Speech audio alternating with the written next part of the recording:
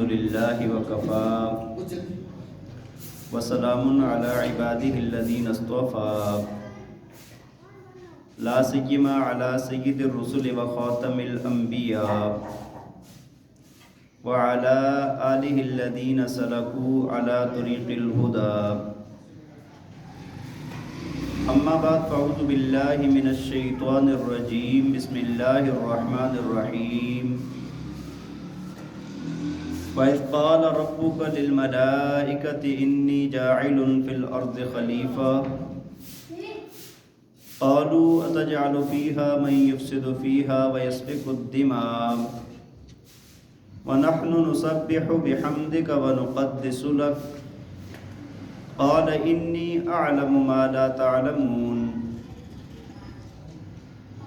صدق اللہ العظیم وصدق رسولہ النبی الکریم ونحن علی ذلک لمن الشاہدین والشاکرین والحمد للہ رب العالمین.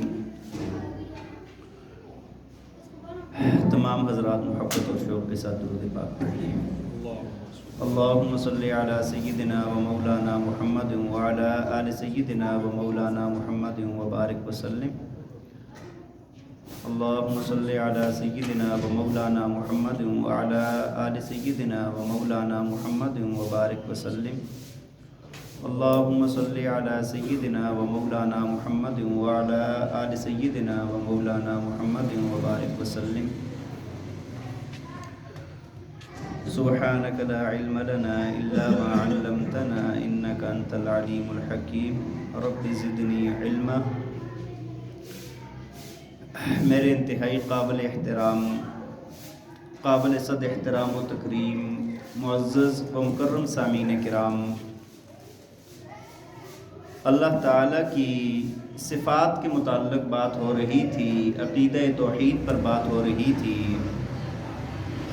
تو گزشتہ جمعے میں نے آپ کے سامنے اللہ کی صفات میں سے اللہ کی صفت علم غیب کا کہ اللہ کی ذات عالم الغیب ہے کائنات کے اندر، اور اللہ کے ساتھ عالم الغیب ہونے میں کوئی بھی مخلوق اللہ کی شریک نہیں ہے. تو اس بات پر میں نے آپ کے سامنے تمہیدی اور بنیادی بات عرض کی تھی گزشتہ جمعے میں.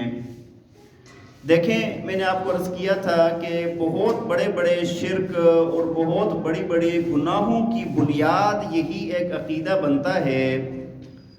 جو لوگ اللہ کی ذات کو چھوڑ کے کسی اور کو مشکل کشا، حاجت روا اور غائبانہ پکارتے ہیں، اس کی بنیادی وجہ یہی ہوتی ہے کہ وہ لوگ یہ سمجھتے ہیں کہ یہ شخصیت یا یہ مخلوق بھی اللہ کی طرح عالم الغیب ہے، ہمارے حالات کو دیکھ رہی ہے، ہمارے تمام کاموں سے باخبر ہے. تو میں نے تفصیل کے ساتھ آپ کے سامنے بات عرض کی تھی. اب دیکھیں، کائنات کے اندر 4 قسم کی ایسی مخلوقات ہیں کہ جن کے متعلق انسان یہ سمجھتا ہے کہ یہ بھی عالم الغیب ہیں اور ان کو مشکلات میں پکارتے ہیں. ان میں سے ایک تو فرشتے ہیں، دوسرا جنات ہیں، اور تیسرا انبیاء اولیاء ہیں.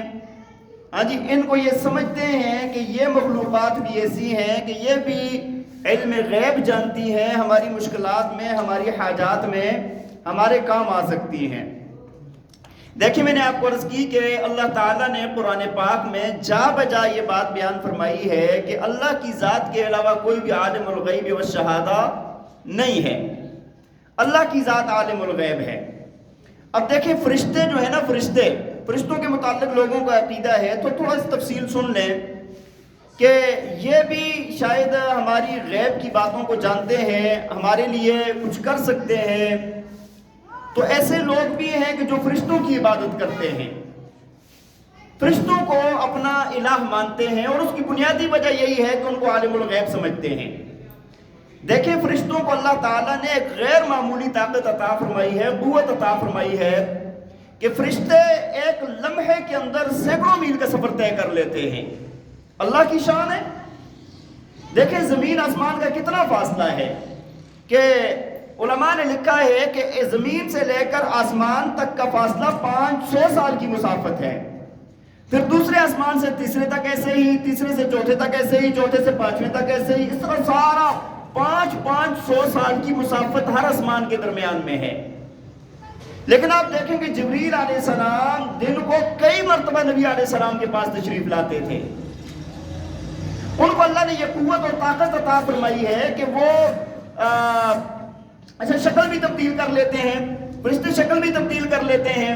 اس کے علاوہ یہ ان کے لیے رفتار اتنی تیز ہے کہ بھائی ہم سوچ بھی نہیں سکتے، اور اللہ نے ویسے جو قوت اور طاقت عطا فرمائی ہے وہ بھی بہت زیادہ ہے کہ جبریل علیہ السلام نے نبی علیہ السلام سے اپنی قوت کا مظاہرہ کرتے ہوئے عرض کی، یا رسول اللہ، کہ جب اللہ نے مجھے حکم دیا کہ قوم لوط کی بستی کو تباہ کیا جائے، اس کو اٹھا کر آسمانوں سے واپس پھینکا جائے، فرمایا کہ میں نے اپنی چھوٹی انگلی کے چوتھائی حصے پر پوری بستی کو اٹھایا، آسمان تک لے گیا اور ادھر سے واپس نیچے پٹک دیا۔ فرشتوں کو اللہ نے بہت طاقت اور قوت عطا فرمائی ہے، لیکن اس سب کے باوجود بھی وہ عالم الغیب نہیں ہے، وہ الہ و معبود نہیں ہے۔ بات سمجھ، اسی وجہ سے لوگوں نے یہ سمجھ لیا کہ شاید یہ ہماری بات سن سکتے ہیں، دیکھ سکتے ہیں، اور ان کے پاس ایسی قوت اور طاقت ہے کہ جو اللہ کے پاس ہے، ایسی بات نہیں ہے۔ دیکھیں مشرکین مکہ کیا کہتے تھے، الملائکۃ بنات اللہ، کہ فرشتے اللہ کی بیٹیاں ہیں، کرشمہ مانتے تھے فرشتوں کے اندر بھی وہ۔ اسی طرح اللہ تعالیٰ نے قرآن پاک میں ایک جگہ فرمایا کہ قیامت کا جب دن ہوگا، جب اللہ ساری مخلوق کو اکٹھا فرمائیں گے، وہاں پر یہ پوچھا جائے گا فرشتوں سے، وَيَوْمَ يَحْشُرُهُمْ جَمِيعًا وَيَقُولُ لِلْمَلَائِكَةِ هَؤُلَاءِ إِيَّاكُمْ كَانُوا يَعْبُدُونَ۔ اللہ پوچھیں گے، جب سب کو اکٹھا کریں گے تو فرشتوں سے پوچھیں گے کہ کیا یہ لوگ تمہاری عبادت کرتے تھے؟ ہاں تمہاری عبادت کرتے تھے؟ پوچھیں گے اللہ فرشتوں سے، وہ عرض کریں گے قالوا سبحانك انت ولينا من دونهم بل كانوا يعبدون الجن۔ وہ عرض کریں گے یا اللہ ہم تو آپ کے ہیں، آپ ہمارے کارساز ہیں، آپ ہمارے ولی وارث ہیں، یہ ہمارے کچھ بھی نہیں ہے، اور یا اللہ یہ ہماری عبادت نہیں کرتے تھے، یہ تو شیطان کی عبادت کرتے تھے، شیطان نے ان کو ورغلایا تھا، لگایا تھا۔ لیکن اس آیت سے یہ بات تو ضرور سمجھ آتی ہے کہ فرشتوں کی بھی دنیا میں عبادت کی جاتی ہے، فرشتوں کی بھی دنیا میں عبادت کی جاتی ہے۔ تو بات یہ عرض کرتا ہوں آپ کو کہ فرشتے بھی اللہ کی مخلوق ہیں۔ اللہ نے اگرچہ ان کو بہت طاقت، قوت، بہت بزرگی عطا فرمائی ہے، لیکن اس کے باوجود اللہ کی مخلوق ہیں اور عالم الغیب نہیں ہے۔ دلیل میں آپ کو قرآن کی ایک آیت سناتا ہوں۔ اللہ تعالیٰ نے جب آدم علیہ السلام کو پیدا کرنے کا ارادہ فرمایا تو اس خیال کا اظہار فرشتوں کے سامنے اللہ نے کیا کہ میں ایک اپنی مخلوق پیدا کرنا چاہتا ہوں، انسان کو پیدا کرنا چاہتا ہوں، آدم کو پیدا کرنا چاہتا ہوں، اور یہ زمین کے اندر خلیفہ ہوگا۔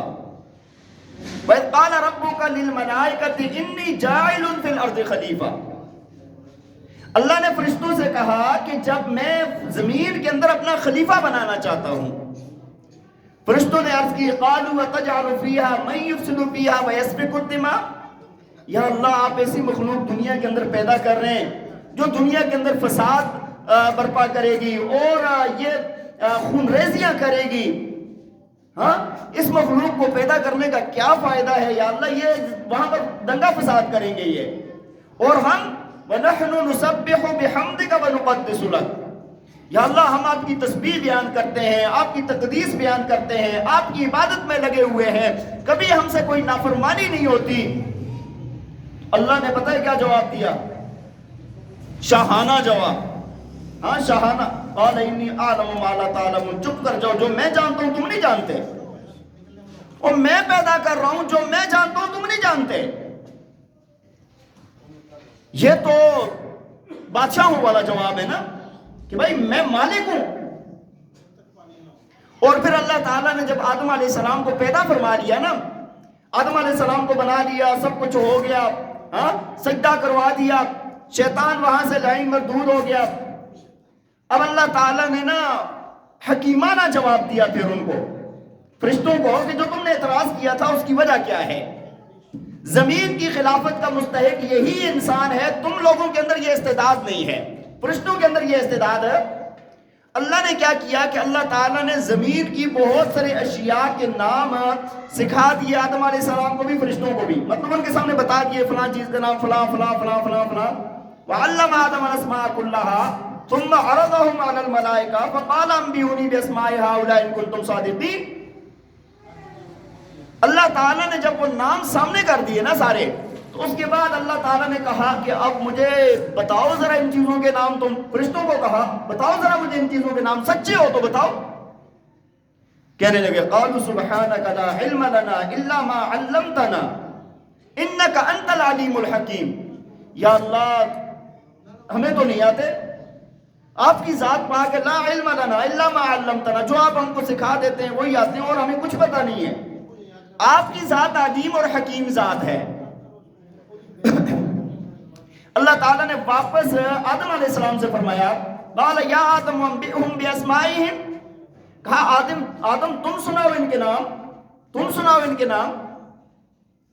فرمایا فلما انبأهم باسمائهم قال الم اقل لكم انی اعلم ما تبدون وما كنتم تكتمون. اللہ نے فرمایا جب نام سنا دیا آدم علیہ السلام نے نا، فرمایا کہ میں تمہیں کہتا نہیں تھا کہ جو تم چھپاتے ہو اس کو بھی جانتا ہوں، جو ظاہر کرتے ہو اس کو بھی جانتا ہوں میں. تو آپ دیکھیں کہ فرشتوں کو تو زمین کی اشیاء کے نام نہیں آتے، عالم الغیب ہونا تو بہت دور کی بات ہے. بات سمجھ آ رہی ہے کہ نہیں؟ عالم الغیب ہونا، عالم الغیب تو اس کو کہتے ہیں جس کو ذرے ذرے کی خبر ہو، جس کو زمین کی اشیاء کے نام نہیں آئے وہ عالم الغیب. اور اللہ نے اسی آیت میں ایک بات اور بھی فرمائی قال انی اعلم ما لا تعلمون، جو میں جانتا ہوں تم نہیں جانتے. اللہ خود فرما رہے ہیں تم نہیں جانتے. تو بات یہ عرض کر رہا ہوں کہ فرشتے بھی عالم الغیب نہیں ہیں. اسی طرح ایک روایت ہے جس کو حدیث جبریل کہتے ہیں، کئی مرتبہ آپ کے سامنے میں اس کا تذکرہ کر چکا ہوں. صحیح مسلم صحیح بخاری کی حدیث ہے. حضرت ابو ہریرہ اور حضرت عمر فاروق رضی اللہ تعالیٰ عنہ جیسے بڑے صحابہ اس کے راوی ہیں، اور بہت اونچی حیثیت کی یہ حدیث ہے جس کو حدیث جبریل کہا جاتا ہے. اس کے اندر حضرت عمر رضی اللہ تعالیٰ عنہ فرماتے ہیں، حدیث آپ کو پوری سنا دیتا ہوں آج. حضرت عمر رضی اللہ تعالیٰ عنہ فرماتے ہیں، فرمایا کہ ہم نبی علیہ السلام کے ساتھ بیٹھے ہوئے تھے. فرمایا کہ اچانک سے ایک شخص آیا جس نے انتہائی سفید کپڑے پہنے ہوئے اور اس کے بال اور داڑھی بہت کالی، بالکل سیاہ کالی. اور فرمایا کہ اس کے کپڑوں پر، اس کے جسم پر سفر کے کوئی آثار نہیں تھے، لیکن ہم اس کو جانتے بھی نہیں تھے. یعنی کہ بندہ مدینے کا نہیں تھا، لیکن عجیب بات یہ ہے کہ اس کے جسم پر کوئی سفر کے آثار نہیں تھے، کپڑوں پر کوئی گرد و غبار نہیں تھا، چہرے پر نہیں تھا، صاف شفاف. ہاں جی. تو بڑا تعجب ہوا، آیا، آ کر سلام کیا اور نبی علیہ السلام کے سامنے نا دو زانو ہو کر بیٹھا اور اپنے گھٹنوں پر ایسے ہاتھ رکھے، دو زانو ہو کر بیٹھ کر. ہاں جی. اور اس کے بعد نا کچھ سوالات کیے تھے انہوں نے. فرمایا کہ پہلا سوال کیا کیا کہ یہ سوال کیا اخبرنی عن الاسلام، اخبرنی یا رسول اللہ مجھے اسلام کے متعلق بتائیں، اسلام کیا ہے. بات سمجھ آ رہی ہے کہ نہیں؟ تو آپ صلی اللہ علیہ وسلم نے 5 چیزیں بیان فرمائی. ان تشهد ان لا الہ الا اللہ وان محمد رسول اللہ وتقیم الصلاۃ وتؤتی الزکاۃ وتصوم رمضان وتحج البیت ان استطعت. فرمایا کہ 5 چیزیں بیان فرمائی. فرمایا سب سے پہلے تو کلمہ شہادت کی گواہی دے. اسلام کیا ہے؟ کلمہ شہادت کی، اشہد ان لا الہ الا اللہ وان محمد رسول اللہ، یہ کہہ دے تو. اور دوسری بات نماز قائم کرے، تیسری بات زکوٰۃ ادا کرے، چوتھی بات رمضان کے روزے رکھے، پانچویں بات اگر تیرے اندر استطاعت ہے تو حج کرے اللہ کے لیے. اسلام اس کو کہتے ہیں. فرمایا کہ جب یہ بات کی نا تو وہ کہتا ہے صدقت، جی آپ نے بہت صحیح بات فرمائی، سچ فرمایا. صحابہ کہتے ہیں ہم حیران پریشان ہوئے کہ یار بندہ پوچھتا بھی ہے اوپر سے تصدیق ایسے کرتا ہے جس طرح اس کو پتہ ہے. بات سمجھ آ رہی ہے کہ نہیں؟ وہی بندہ کہہ سکتا ہے نا کہ آپ نے بالکل ٹھیک بات کی ہے، بالکل سچ فرمایا، جس کو پتہ ہو نا. فرمایا کہ دوسرا سوال کیا اخبرنی عن الایمان، یا رسول اللہ مجھے ایمان کے متعلق بتائیں کہ ایمان کیا چیز ہے. تو نبی علیہ السلام نے اس کے جواب میں 6 باتیں فرمائی. ایمان کس کو کہتے ہیں؟ جس کے اندر 6 باتیں ہوں. فرمایا کہ ان تؤمن باللہ و ملائکتہ و کتبہ و رسلہ و تؤمن من شر خیر والقدر خیرہ و شرہ. فرمایا کہ 6 باتیں جس کے اندر ہوں وہ بندہ ایمان والا ہے. کس کس بات پر ایمان لانا ہے؟ اللہ پر ایمان لانا ہے، اللہ کے رسولوں پر ایمان لانا ہے، کتابوں پر ایمان لانا ہے، یوم آخرت پر ایمان لانا ہے، اور مرنے کے بعد دوبارہ اٹھنے پر ایمان لانا ہے. اور آگے فرمایا کہ اچھی اور بری تقدیر پر ایمان لانا ہے. اچھی اور بری تقدیر پر ایمان لانا ہے. لیکن یہاں پر نا ایک چھوٹی سی ایک نقطہ اگر آپ کو عرض کر دوں. اللہ کے نبی نے نا یہ بات جب فرمائی نا تؤمن باللہ و ملائکتہ و کتبہ و رسلہ، عطف فرما رہے تو تؤمن ایمان کا لفظ استعمال فرمایا، اللہ پر ایمان لائے فلاں فلاں فلاں فلاں. اور جب تقدیر کی بات آئی تو دوبارہ نبی علیہ السلام نے فرمایا کہ آپ ایمان لائیں اچھی اور بری تقدیر پر. پچھلی ساری باتوں کے ساتھ ایک ہی مرتبہ تؤمن فرمایا اور آگے اس کو الگ سے الگ بیان فرما دیا. بات سمجھ آ رہی ہے کہ نہیں؟ اللہ تعالیٰ اسی طرح فرما سکتے تھے نا فلاں چیز پر فلاں چیز پر فلاں چیز پر، ساری اکٹھے کر کے ان 6 چیزوں پر جو ایمان لائے وہ بندہ ایمان والا ہے. لیکن ساری بیان فرمانے کے بعد آخر میں ایمان اچھی اور بری تقدیر کے ساتھ پھر تؤمن کے الفاظ آئے ہیں. اس کی وجہ لکھی علماء نے. فرمایا کہ اللہ پر ایمان لانا آسان ہے، کتابوں پر ایمان لانا آسان ہے. بات سمجھ آ رہی ہے کہ نہیں؟ آخرت پر ایمان لانا آسان ہے، مرنے کے بعد دوبارہ اٹھنے پر ایمان لانا آسان ہے. لیکن تقدیر پر ایمان لانا اتنا آسان نہیں ہے. اس وجہ سے اس کے لیے الگ سے بیان فرمایا ہے. بات سمجھ آ رہی ہے کہ نہیں؟ اچھا، اس میں نا لوگ بڑے شبہوں کے اندر ہوتے ہیں. چونکہ میڈیا کا دور ہے تھوڑی سی بات آپ کو عرض کر دیتا ہوں.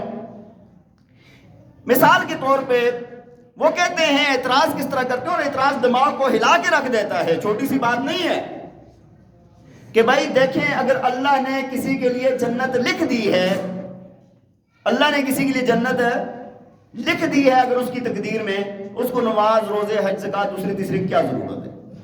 لکھی ہوئی ہے بھائی جائے گا جنت میں، بس بات ختم ہے. اور اگر اللہ نے کسی کے لیے جہنم لکھ دی ہے، اس کو عبادت کرنے کی کیا ضرورت ہو، تو ویسے بھی جہنم میں جائے گا. بات سمجھ آ رہی ہے کہ نہیں؟ کوئی بندہ کسی کے ہاتھوں قتل ہوگا، اللہ نے لکھ لیا کہ فلاں بندہ فلاں کے ہاتھوں سے قتل ہوگا، تو اب قتل ہوگا، اس بیچارے کی تو مجبوری ہے، اس کے لیے تو لکھا ہوا ہے، اس وجہ سے اس نے قتل کیا ہے. فلاں بندہ چوری کرے گا، وہ زنا کرے گا، وہ برائی کرے گا، تو لکھا ہوا ہے، یہ تو مجبور ہے. اعتراض سمجھ آیا آپ کو؟ اس وجہ سے یہ جو تقدیر والا معاملہ ہے نا، اس کو بڑی شدت کے ساتھ دوبارہ بیان فرمایا ہے.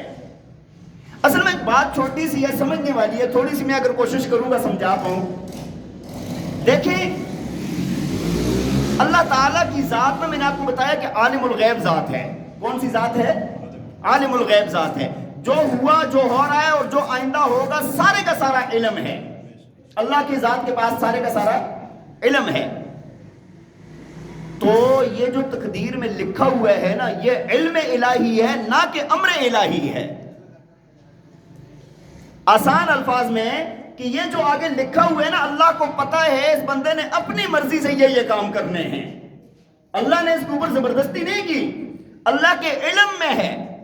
وہ بات سمجھ آ رہی ہے کہ نہیں؟ اور یہ کوئی اللہ کا حکم نہیں ہے کہ ہاں تم نے ایسے زبردستی کرنا ہی کرنا ہے. بات سمجھ آ رہی ہے کہ نہیں؟ ایک بندے کو نا اسی بات کا اس کو ہو گیا یار جو تقدیر میں ہے وہی ہوتا ہے. وہ ایک باغ میں چلا جاتا تھا، جا کے فروٹ توڑ کے کھاتا تھا. ہاں جی، بہت دنوں سے یہ کام چل رہا تھا. بندے نے اپنے نوکر سے کہا کہ یار خان صاحب دیکھو کون فروٹ کا تباہی مچا رہا ہے، کاٹ کے پھینک رہا ہے، کھا رہا ہے، سب کچھ کر رہا ہے، کون ہے یہ؟ بندے نے چور پکڑ لیا. چور سے پوچھا بھائی کیوں چوری کرتے ہو؟ اس نے کہا دیکھیں جی بات ہے کہ یہ جو چوری ہے نا یہ میں خود نہیں کرتا، اللہ نے ایسے لکھا ہوا ہے تو میں مجبور ہوں، تقدیر میں ہے نا یہ بات، تو میں مجبور ہوں بس. اچھا، اس نے جب اس کی دلیل سنی تو چوکیدار سادہ تھا، اس نے چھوڑ دیا، کہا ٹھیک ہے. دوبارہ مالک نے پوچھا کہ یار تو نے وہ پکڑا نہیں بندہ، نقصان اسی طرح ہو رہا ہے. کہنے لگا جی پکڑا تھا لیکن وہ بڑا نا، اس نے جواب ایسا دیا کہ میں کیا کہوں اس کو. اس نے یہی جواب دیا ہے. اس نے کہا نا کہ یار اب پکڑنا نا تو چھوڑنا نہیں. اور ساتھ ہی وہ محلے کے مولوی صاحب کے پاس چلا گیا. مولوی صاحب کوئی رستہ دکھائیں, کوئی بات بتائیں کہ کیا کروں اس کا, یہ خناس جو ہے نا یہ دلیل پیش کر رہا ہے اور اس نے میرا باغ تباہ کر دیا ہے. تو مولوی صاحب نے کہا کہ اب جب پکڑو نا اس کو اسی درخت کے ساتھ جس کے پھل توڑتا ہے نا اسی کے ساتھ باندھ دینا. بات سمجھ آ رہی ہے کہ نہیں؟ کہا ٹھیک ہے جی. پکڑا گیا, اس کو باندھ دیا. مولوی صاحب آ گئے, کہا جی کیا بات ہے؟ کہا بات یہ ہے کہ یہ اللہ نے لکھا ہوا ہے تو میں کھا پی رہا ہوں, اللہ کی مخلوق ہوں, یہ بھی اللہ کا, میں بھی اللہ کا, سب کچھ اللہ کا, زمین بھی اللہ کی, درخت بھی اللہ کا, پھل بھی اللہ کا. اس نے کہا کہ اچھا. کہا وہ چوکیدار جو تھا خان صاحب, وہ ڈنڈا لاؤ ذرا. ڈنڈا لایا, کہا اس کی صحیح لتراڑ نکالو. ہاں صحیح جب اس کی پھینٹی لگی نا تو چیخنے لگا, رونے لگا. تو مولوی صاحب کو کہتے یار یہ کیا ظلم ہے, کیوں کر رہے ہو؟ کہا بھائی بات یہ ہے درخت بھی اللہ کا, ہاں اللہ نے تقدیر میں لکھا ہوا ہے, اس کا پھل کھانا تمہاری تقدیر میں, چوری کرنا. اللہ نے اس خان صاحب کے ہاتھوں سے تمہاری پٹائی بھی لکھی ہوئی ہے. وہ بات سمجھ آ رہی ہے کہ نہیں؟ آسانی سے تمہیں سمجھ آنے والی بات ہے. اس کے ہاتھ سے تیری پٹائی بھی لکھی ہوئی ہے اللہ نے, یہ بھی تقدیر میں لکھا ہوا ہے نا, تو خوب پھینٹی لگاؤ, چھوڑنا نہیں اس کو. جب اس کو مار صحیح پڑی نا تو اس کے بعد کہتے یار خدا کا واسطہ ہے, مجھے سمجھ آ گئی ہے کہ کیا کیا چیز کیسے لکھی ہوئی ہے. بات سمجھ آ رہی, میں توبہ کرتا ہوں. تو بات یہ ہے کہ جو چیز اللہ کے علم میں ہے, اللہ نے لکھ لی کہ یہ بندہ اپنی مرضی سے فلاں فلاں کام کرے گا, اس کا یہ مطلب ہرگز نہیں ہے کہ اللہ ایک بندے پر زبردستی کر رہا ہے کہ بھئی تو قتل کر, تو فلاں کر, تو فلاں کر, فلاں کر. اللہ کو علم ہے اس بندے نے آگے یہ کام کرنا ہے, لیکن ہمیں علم ہے, ہم نے تو اچھے کام کرنے ہی کرنے ہیں نا. بات سمجھ آ رہی ہے کہ نہیں؟ تو بہرحال نبی علیہ السلام نے ایمان کے جواب میں 6 چیزیں بیان فرمائی کہ یہ 6 چیزیں ایمان, جس کے اندر یہ 6 باتیں ہوں گی ان کو مانے گا وہ بندہ مومن ہے. تیسرا سوال کیا اس شخص نے, کہا یا رسول اللہ اخبرنی عن الاحسان, یا رسول اللہ احسان کیا چیز ہے وہ آپ ہمیں بتائیں. آپ صلی اللہ علیہ وسلم نے فرمایا ان تعبد اللہ کانک تراہ فإن لم تکن تراہ فإنہ یراک. کہا کہ تو اللہ کی عبادت ایسے کرے کہ گویا تو اللہ کو دیکھ رہا ہے. اگر یہ درجہ نہ پیدا ہو تو ایسے عبادت کرے کہ اللہ تجھے دیکھ رہا ہے. یہ کیا ہے؟ احسان ہے. اچھا بعض لوگ نا نہ سمجھی کی وجہ سے کہتے ہیں یار یہ جو خانقاہوں کے اندر بیٹھے ہوئے ہیں فلاں فلاں فلاں فلاں, ہاں یہ کیا سکھاتے ہیں, کیا ہوتا ہے, یہی سکھاتے ہیں بھائی. ہاں تو اللہ کی عبادت ایسے کر کہ گویا کہ تو اللہ کو دیکھ رہا ہے. ایسے نہیں کر سکتا تو ایسے کر کہ اللہ تجھے دیکھ رہا ہے. لکھا ہوتا ہے نا کیمرے کی آنکھ آپ کو دیکھ رہی ہے, کیمرے کی آنکھ آپ کو, انسان کتنا محتاط ہو جاتا ہے. اچھا یہ جو پہلا درجہ ہے نا, یہ پہلا درجہ انبیاء کا ہوتا ہے. وہ اللہ کی عبادت ایسے کرتے ہیں کہ جیسے اللہ کی ذات کا مشاہدہ ہو رہا ہے, اللہ کی ذات سامنے موجود ہے. یہ مقام اللہ نے انبیاء کو عطا فرمایا ہوتا ہے, وہ مشاہداتی عبادات ہوتی ہیں. اور جو امتی ہیں ان کا یہ درجہ ہوتا ہے کہ وہ اللہ کی عبادت ایسے کرتے ہیں, ان کو 100% دھیان ہوتا ہے کہ اللہ کی ذات مجھے دیکھ رہی ہے, اللہ کی ذات مجھے. اور جس انسان کے اندر یہ بات پیدا ہو جائے گی وہ کبھی گناہ نہیں کرے گا. غلطی کا امکان ختم ہو جاتا ہے اس بندے سے, کہ جو بندہ اس بات کا جس کو کبھی مضبوط یقین ہو جائے کہ اللہ کی ذات ہر وقت مجھے دیکھ رہی ہے. یہ بھی عبادات کا بہت اونچا مقام ہے. آج تو ہم نماز بھی پڑھتے ہیں, عبادت بھی کرتے ہیں, سب کچھ کر رہے ہوتے ہیں اور بالکل بے غم, کوئی خیال نہیں. نماز کے اندر یہ بھی پتہ نہیں ہوتا کون سی سورت پڑھی کون سی نہیں پڑھی, کیا پڑھا کیا نہیں پڑھا. اللہ کی ذات بھی, اللہ کے ذات کے سامنے سجدہ دیا ہے, کیسا دیا ہے کیسا نہیں دیا. کبھی کوئی محبت والا سجدہ دے کر دیکھیں, دنیا بدل جائے گی اندر کی. وہ ہمارے ایک امیر صاحب تھے جماعت کے اندر, ایک مرتبہ انہوں نے نماز پڑھی, مذاکرہ ہوا ہمارا کہ بھائی نماز کے اندر یہ دھیان دو کہ اللہ کی ذات ہمیں دیکھ رہی ہے, اللہ کی ذات ہمیں دیکھ رہی ہے. بعض لوگوں کے اندر استعداد بہت زیادہ ہوتی ہے, اللہ تعالیٰ نے ان کو بڑی استعداد دی ہوتی ہے. وہ شخص بڑا اچھا ماشاءاللہ وہ نماز میں کہتے ہیں کس طرح, میں نے کہا کہ ہر رکن کے اندر نا 3-4 بار یہ خیال پکا کرو اپنا کہ یار اللہ مجھے دیکھ رہا ہے, اللہ مجھے.